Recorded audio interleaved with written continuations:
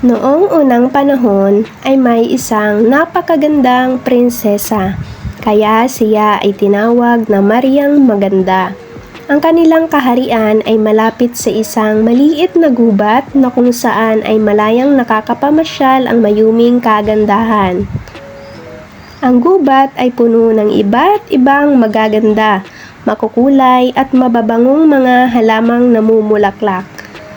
Nakagawian na ng prinsesa ang mamitas at mamasyal sa tila bang perpektong hardin para lamang sa isang prinsesang katulad niya.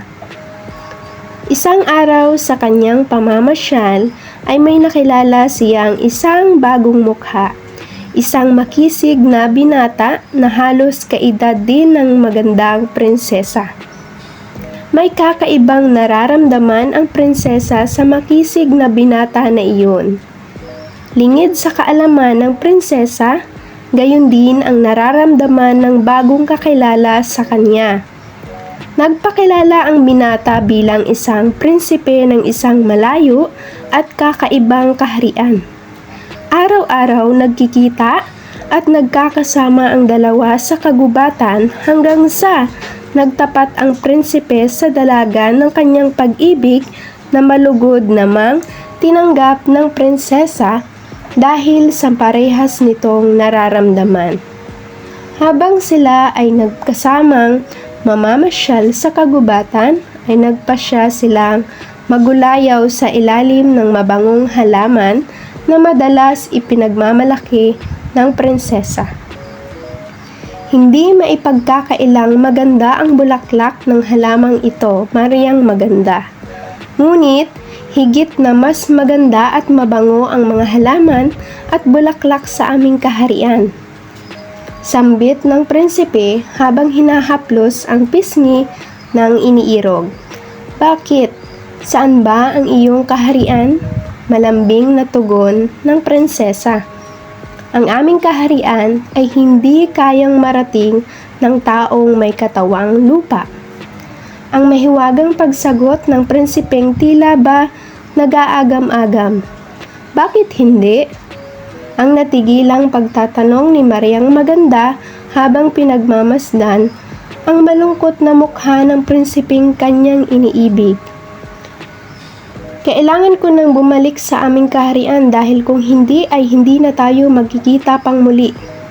Naisa na kitang isama subalit hindi talaga maaari ang mga kagaya ninyo sa aming kaharian.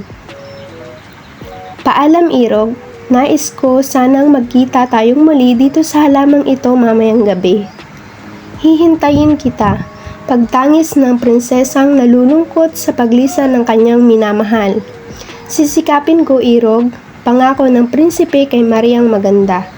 Nang gabi ngang iyon, ay hinintay ni Mariang Maganda ang kanyang iniirog.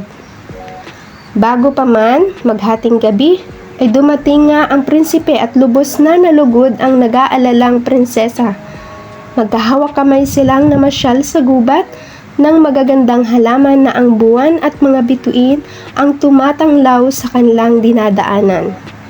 Kung ano-ano ang kanilang pinag-uusapan hanggang sa bigla na lang napabalikwas ang prinsipe na tila ba may tumatawag sa kanya.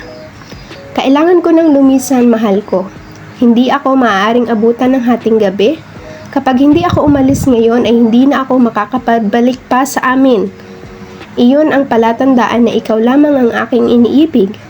At ginawa ng isang matamis na halik sa labi ang naguguluhang si Mariang Maganda. Hindi matanggap na malisan sa kanyang iniibig ay mahigpit niyang hinawakan ang kamay ng prinsipe. Pilit mang hinila ng prinsipe ang kamay ay hindi ito magawang makawala sa pagkakahawak ng prinsesa. Sa kanilang paghihilahan ay bigla na lamang naglaho na parang bula ang prinsipe ngunit naiwan ang kamay nito sa kamay ng prinsesa.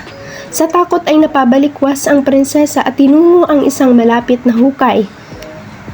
Doon itinapon at ibinaon ni Mariang Maganda ang mahiwagang kamay ng kanyang iniirog. Muling nagbalik ang prinsesa sa kagubatan matapos ang ilang araw para makita lamang. Ngunit may kakaibang halaman na tumubo kung saan niya ibinaon ang mahiwagang kamay ng prinsipe. Malalapad ang mga dahon ng mga halaman na ito at walang mga sanga. Matapos ang ilang araw, ito ay namulaklak. Araw-araw na bumabalik ang prinsesa sa kagubatan hanggang ang bulaklak ay napalitan ng bunga. Ang bunga ay kakaibang halaman ay tila ba kamay na nag-iimbita. Ito ang kauna-unahang saging.